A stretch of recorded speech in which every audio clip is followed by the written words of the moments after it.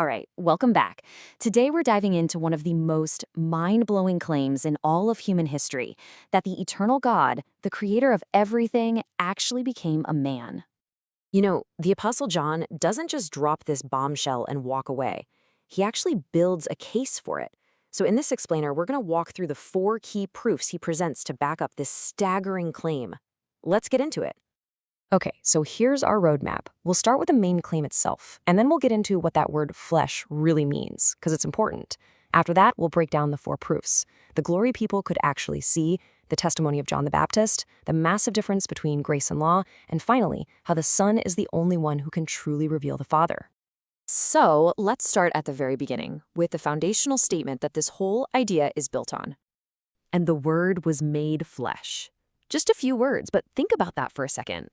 The claim is that the eternal divine Word, the one who was with God and was God from the very beginning, took on a human body. It's a phrase that literally changed the world. Now, to really feel the weight of this, we have to look at the specific word John chose for flesh, because it's not just about a physical body. No, this word carries a ton of theological baggage. The Greek word is sarx, and, this word is loaded with meaning. It's the same term the Apostle Paul uses to talk about our fallen human condition in all its brokenness. So, sarx includes all of this. It's corruptible, meaning it's subject to death. It's dishonorable because of sin. It's weak, totally powerless to save itself. And it's natural or temporary. The point is, Christ didn't just put on a human costume. He dove right into the deep end of our messy, complicated human experience to redeem it. Okay, so if you're going to make a claim that big, you have to back it up, right? Well, John's first piece of evidence is all about what he and others saw with their own 2 eyes. The language here is so important. John says we beheld his glory. That's not just a feeling he's talking about. The word beheld means to physically see something. It was an observable, tangible reality for them. And this would have been a huge deal for his original audience because it connects directly to the Shekinah glory from the Old Testament, that visible sign of God's presence. The implication is just radical. Jesus himself was the new, mobile temple, the very presence of God walking around on earth. And this glory wasn't just some kind of supernatural light show.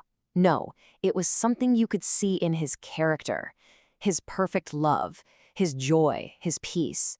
He was the walking, talking embodiment of everything God is, full of grace and truth. All right, let's move on to the second proof. This time, we're bringing in a star witness, John the Baptist.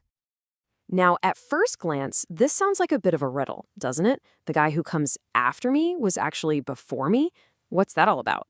Well, it's not a puzzle. It's a profound declaration about who Jesus is. And here's the key. John is basically shouting from the rooftops. Yeah, I might be older in human years, but this guy, he's timeless. He existed before I was even a thought. It's a direct testimony to Jesus' divine nature, that he existed in the beginning. Okay, proof number 3.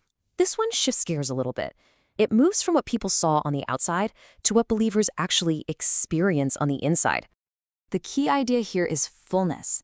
The argument is that believers have received the totality of God, but not by following a bunch of rules. No, it comes through a person, Jesus.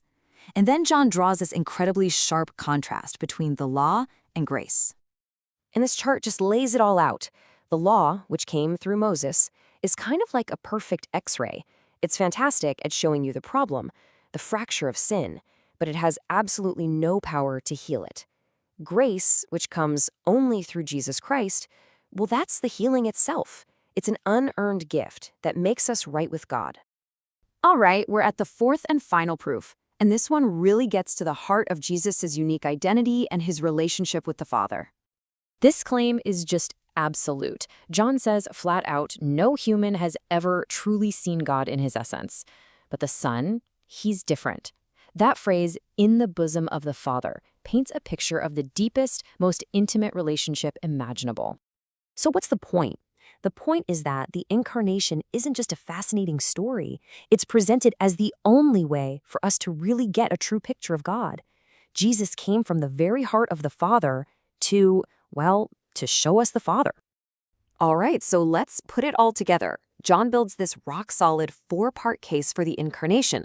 You've got visual proof from eyewitnesses, testimonial proof from a key prophet, experiential proof from the lives of believers, and relational proof based on Jesus' unique identity. And this wasn't just John's idea. The Apostle Paul says pretty much the exact same thing over in his letter to the Colossians, that the entire fullness of God dwelt in Jesus in bodily form. And that really leaves us with something to chew on, doesn't it? If John's proofs hold up, if the fullness of God really does dwell in Christ, then looking at the life of Jesus isn't just a history lesson. According to this text, it means that when you see Jesus, you are seeing the very character, nature, and heart of God himself.